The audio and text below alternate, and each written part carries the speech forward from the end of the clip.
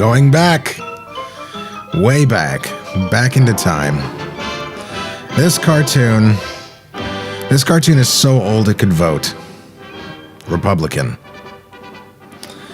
You're a great crowd, but yeah, this is one of those rare Tashlin cartoons.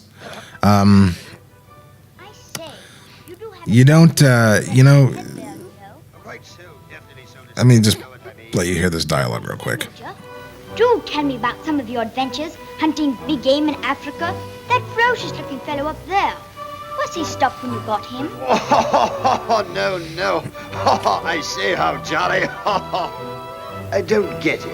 You see, old boy, it was out in Africa. That is none other than the writer of this cartoon, the great Ted Pierce, doing that voice. And if ever you need to spot Ted, his voice in the cartoons, just remember Babbitt from the, from Babbitt and Costello, not a gruesome twosome, A Tale of Two Kitties. He's got that, he's got that kind of Abbott, Bud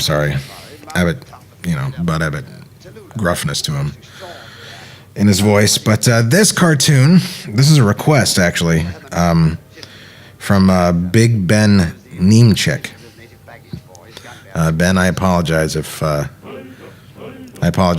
mispronounce your name there, but oh no, racial stereotypes. I'm gonna be completely honest. I'm not as familiar with this cartoon as I probably should be. This was oh God, that's racist against African Americans and platypus.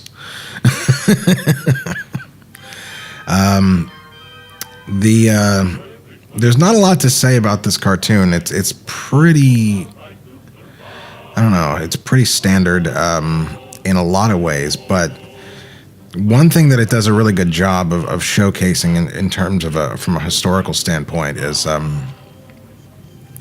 how, Tex Avery is often thought of as the director in the late 30s. This cartoon came out in 38. As being the only one that was really trying to make the cartoons funny, and that's not really true. This is one of the earliest funny cartoons at Warner's, and in fact, it's so funny that when I first watched it, I didn't take note of the title card, and I just assumed it was Tex with all the jokes, but no. And the actual future director, the future director of many real live action comedies, which were just called comedies because they didn't need to bear the distinction. This I think this copy that I've got here is oh yeah, this was a hard one to track down because to the very best of my knowledge, kids, this one has never been released on any kind of video release of any sort, DVD or otherwise. It is interesting, this running gag with the with Los Angeles City Limits.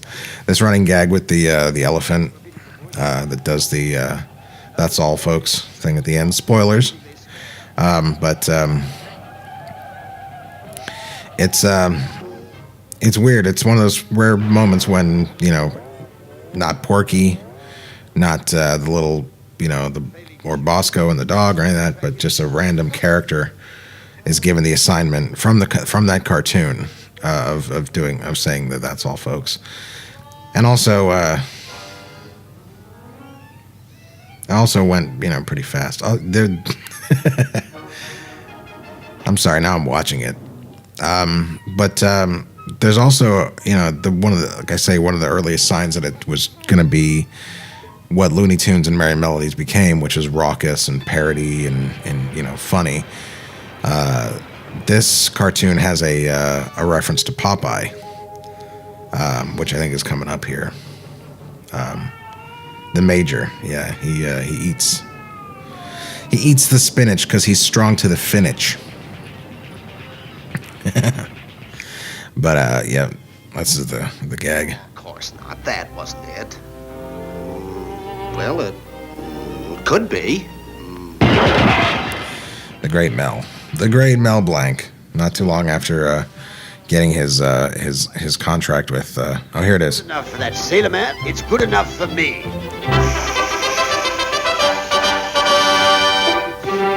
Yeah, obviously they couldn't do the Popeye. I don't think they could do the Popeye the Sailor Man theme there. With men who need muscles, it's spinach 2-to-1. I don't know what that's a reference to. I should probably know that.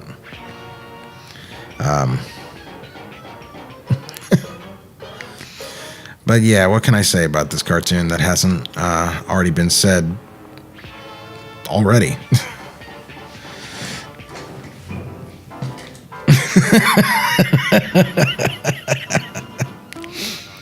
Yeah, I think that's Virgil Ross actually that animated that.